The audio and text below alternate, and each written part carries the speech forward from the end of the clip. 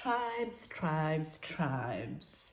We all love being a part of a tribe because this is all based on how individuals like you and I, human beings, are social creatures. We love to belong. It's critical not just for our fulfillment, but it's also key for our survival. But the problem is when our sense of wanting to belong turns into tribalism. Now that's what we're going to talk about today on this episode of Reimagine Africa.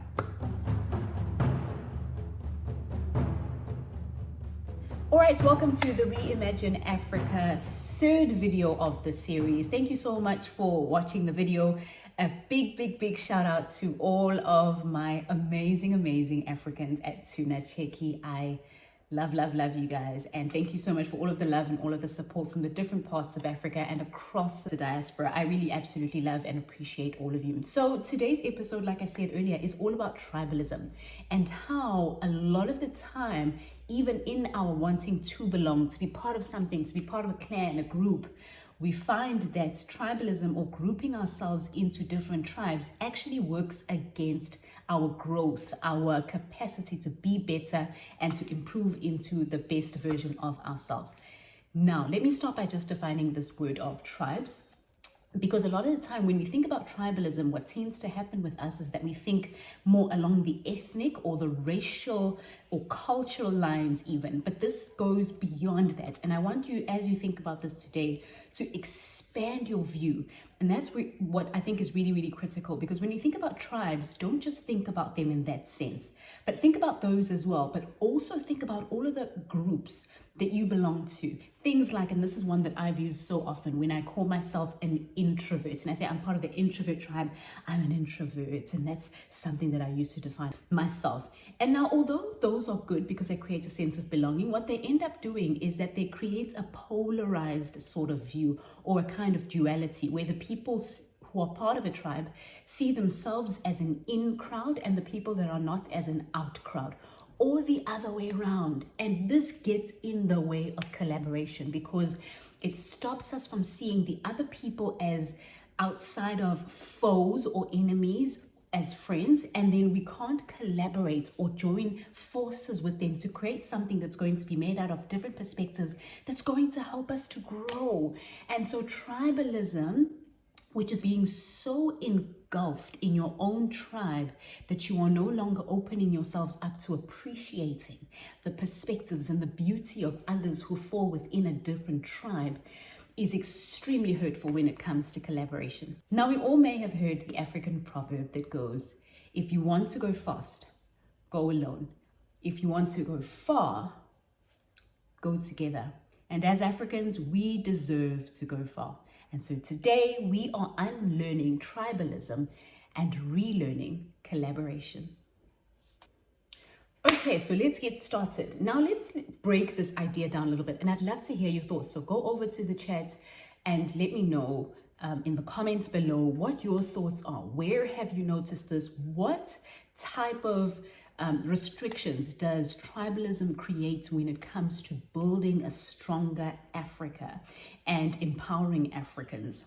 So I want to just start with this perspective here, is that the reason why tribalism is something we've held on to for a very long time is because it brings across the idea of preservation. It means that if I stay a part of my tribe, whatever that looks like to me, it means I'm preserving my survival. Remember, we spoke about survival earlier on. I'm preserving my survival, and I'm a part of a group that's going to look out for me, made up of people that I can look out for as well.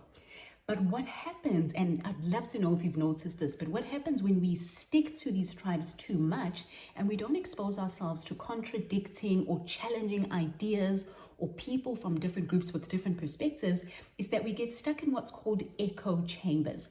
Now, this idea of an echo chamber as an analogy is that it's being in a space where you're consistently surrounded by people who say the same things as you, say them in the same way as you, believe the same things, execute in the same way, so that all you're ever exposed to is exactly what you believe. If you can think of it as a cycle, it's that you're always being fed the same information.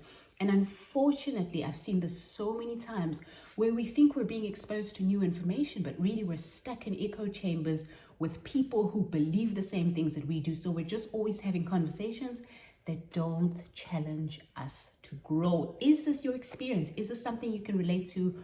Or do you know of a situation where maybe someone you know has been exposed to something like this? I know that echo chambers are a real thing. And every now and again, I have situations where I think, oh my goodness, so many of my friends are a part of the same introvert tribe, or are this part of the same, say for example, star sign, if you believe in that, in astrology in that sense as well, or are a part of, maybe are all of color, or people of color, or there are whatever tribe that you fall into. You find a lot of the time, if you look at your network, that those people are in the same tribe as you in so many categories. And so I want to challenge you to do that. So now let's move on. Let's move on. So what happens with the idea of tribalism is that we end up getting robbed of perspectives that could challenge us, of cross-tribal, if we can call them, or cross-perspective realities or ideas and insights. There is so much wealth in a variation of perspectives. If you look at the examples we've seen of organizations that have been thrashed because of marketing they put out, that shows that their teams are not diverse, you can tell just how important it is to have different perspectives, different voices, different backgrounds in the room when decisions are made. So are you perpetuating those stereotypes? Are you perpetuating the ideas of these echo chambers, where in a world where diversity and inclusion is king, you are perpetuating this echo chamber perspective? So this is an opportunity for you to introspect and ask yourself in what ways you might be contributing to that. So let's get started. The way that we always address the conversation as part of Reimagine Africa is we split our videos into three. So we start off with awareness. And with awareness, we just ask ourselves some questions. It's always question-based. I believe strongly in questions, and that questions help us to probe deeper into our thinking. And then secondly, we look at action. What can we do? What is the thing that we need to relearn as we unlearn? Because unlearning is paired with relearning. When we create new habits, then the old habits then get sort of pruned away or less dominant or default in the brain. So that's the second part. And then the third part that we'll look into is how do we keep it going? I work a lot with transitions, change, and behavior change needs consistency, whether you want to hear it or not. It's all about how do we keep those things going. So that's the third part. Now let's go right into awareness. Now, with regards to raising awareness, I'd like you to ask yourself the following questions. The first one, what tribes am I a part of? Now, I'd like you to just make a list. Feel free to just make a list. It's better if you write it down.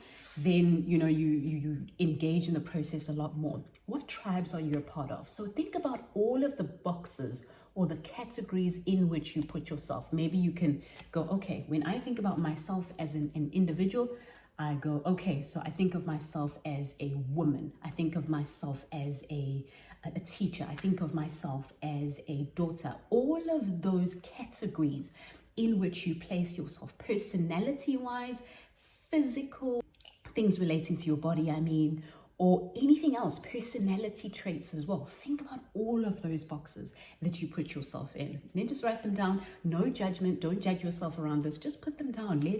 Let those flow. Think about when someone says, hey, nice to meet you, Adebayo. Can you introduce yourself to us? Think about what the things are that you say when someone asks you that. You go, well, I'm just an ordinary guy, whatever it is. And then you shoot off with the rest of the stuff. So think about what those tribes are that you consider yourself to be a part of. That's the first one. And then the second one is, what subtle things do I say about other people? Do I say or believe about other people who are a part of a different tribe from the one I'm part of? Now, this is really, really important. I can't stress this one enough. It's really, really important. And it needs you to be introspective and honest with yourself. Don't worry, no one's going to see this. I'm not asking you to submit this. So think about it for yourself, because it's through this awareness that you're able to detect where some of the subtle hints are. So ask yourself, what subtle things do I believe? So let me give you an example with myself. I did say earlier on that I put myself in the introvert tribe. And so if I put myself in the introvert tribe, maybe some of the subtle things that I believe about extroverts is that extroverts are too chatty.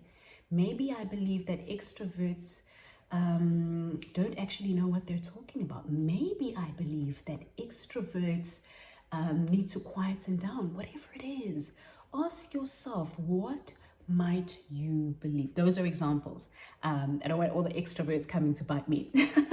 But those are examples of how sometimes we carry all of these perspectives and these ideas around people who fall into other tribes. And all we're doing is we're raising awareness. Don't judge yourself. Don't judge other people as they answer these. But look at you. Remember, we're trying to unlearn tribalism and relearn this collaboration, or this idea of cross-tribal collaboration. Okay, and then the third question you can ask yourself, how open am I? How open am I to learning? How open am I to exploring? How open am I to asking questions and to engaging? One of the big things I often advise my clients around unlearning is put yourself in a situation where you don't really know what's going on. And one of the best ways to do that is mingle with people who are not in the same group as you and not in the same tribe as you, to use our word for today, or individuals that are from a different place from you, maybe a different community, a different township, a different suburb, or a different country. Just ensure that you've got that perspective shift so that you're always challenged to see things in ways that you don't necessarily see them. So those are the 3 questions you can ask yourself from today as you start to raise awareness of where you could be contributing to tribalism yourself. Second thing that we look at is action. What can we do? So if we are unlearning tribalism, one of the things we can apply is honoring. Honor. I love this word. It's one of my favorite words recently, to honor. Goodness, I love this word. And the reason why I say honoring is the thing that we need to relearn is because it's two-pronged. The first part of honor is honoring yourself. Now, a lot of the time when we think about unlearning tribalism, we think, okay, so I must get rid of my tribe, or I must move out of my tribe. No, not necessarily. So honor is really in 2 parts. The first part is honor yourself and the tribes that you belong to with appreciation. So appreciate the fact that maybe you're not the chattiest person. Maybe you have a little bit of what some people might call social awkwardness, like myself. Whatever it is, honor that. Honor you. Honor the tribes you belong to. Honor the fact that maybe you belong to the tribe of people who live in rural areas, or maybe you feel like you're part of the tribe of people who have freckled skin. Whatever it is, those little categories that you've put yourself in, honor that. Give that respect. Don't seek to reject it, but honor it. Give it its space and its platform as things that have built you and helped you have a sense of belonging, because that's important. Don't praise them, but just honor them and tip your hats off to them, so to speak. And then the second part of honor is honor others. So honor yourself in your own boxes and then honor others. Honor other people as other individuals have conversations with you around what boxes they put themselves in or what tribes they feel they belong to. Honor that. When someone gives you an opportunity to see into which boxes they put themselves in, or they go, I don't actually like that. Maybe, let's say, for example, you go to a restaurant with a friend and the friend says, why are you ordering, maybe, let's say, for example, you really like jollof. Maybe you just crazy jollof fan. And then your friend goes, why are you ordering jollof? Oh my goodness. At first you might be like, but what's really important is for you to start with honoring yourself. Honor your love for the things that you love and that you are part of the jollof tribe. And that's fine. And then also, secondly, honor them for choosing not to be part of that tribe. Because remember, each individual is acting out of their own willpower, out of their freedom of choice. As much as we may not like it sometimes, but everyone has that. And we need to learn to honor that. So honoring the other person will mean accepting that that's what they choose. and then respecting, giving them the space to execute and practicalize or play out their tribe or their beliefs in whatever way they choose to do so. So if you're having that conversation with your friend and they say that, honoring them might look like going, oh, okay, I enjoy it. It's actually really delicious. If you ever want to try it, I'll be here to give you a taste, but I promise it actually is very good. That's it. Not, how dare you, you're not my friend anymore, or whatever it is, which is very dramatic. But so honoring them would take that form, so to speak. Okay, so that's the action. We need to relearn honoring ourselves and then honoring others. Now, keeping it up is the last thing that we do in the Reimagine Africa series. Wow, this video's gone on for so long. Okay, now how do we keep that up? When we change behaviors, and I say this every episode, but I do think it's really important. When we change behaviors, it's one thing to be introduced to the new behavior, to the new pattern, to the new habit. But unless we keep it up, then we don't build the new habit, because building means consistency. Now, how do we keep that honoring others up? Two things that I've got here that I'd like to challenge you with, and let me know in the comments if you've tried this and how it's gone. I'd love to hear from you. Every single month or every week, it depends how often you can do it, maybe every 2 weeks if you feel comfortable with that. Every month, assess your network. Look at the people you have around you. These can be people that you have in your life, in your day-to-day life. So people you interact with physically, people, maybe your immediate family, other individuals that live around you. It could be individuals in your professional network, people at work, people you are connected to on LinkedIn, people you are connected to personally, people you're connected with on Instagram, on Facebook, on TikTok, on all the other apps that you are a part of. I want you to look at all of those particular platforms and ask yourself, what are the common themes between all of these people? So let me say, for example, I look at my Instagram. I'm quite active on Instagram. So I look at my Instagram and I go, okay. And maybe I go to the part where it says following, all the people that I'm following, all the people that are following me. And I go, okay, what are the common themes between most of these people? Are they all people who maybe are working in finance? That's interesting. About 80% of the people that I'm following are in finance. I didn't know that. You get a lot of insights from doing this. Maybe another thing might be, oh my goodness, 90% of the people in my network are women. That's another thing you might look at as well. Or they define themselves as women, rather, let me say, or they put themselves in that category. And so as you scroll through your networks, the people you know, the people you chat to every day, you'll see what the common themes are. And that will be a big idea around the thing we spoke about earlier on, the echo chambers. Are you living in an echo chamber where you're always hearing the same thing that you already believe? And so you're just in this constant loop of, not craziness, but you're in this constant loop of hearing the same stuff, saying the same stuff. You never grow, you're never challenged. Cool. The second thing to keep it up that I would encourage you to think about, once you're looking at those individuals on the list of people you're following or follow you that you interact with, the other thing you can ask yourself is, which category is absent? Which category is not there?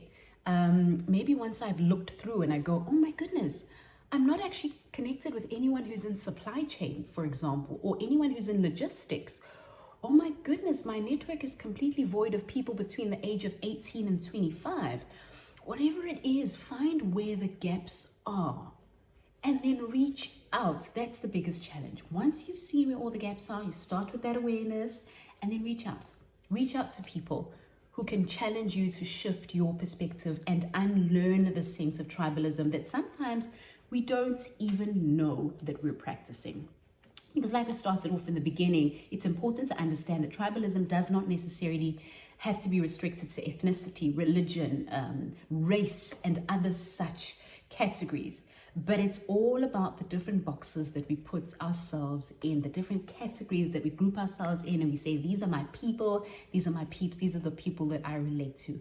What are all of those? Let's raise our awareness, let's action and build a great a perspective of honoring ourselves, but also honoring others that fall within other tribes. And then let's keep it up by consistently shifting our networks to bring in people who are not as dominant in our networks, but also to just be very careful about whether or not we are living in an echo chamber. Because in an echo chamber, all you ever get is an echo. It's your voice, your voice, your voice, your voice. And then you wonder why you're not changing perspective, why you're not innovating, why you're not being creative, and why you're not being challenged to grow.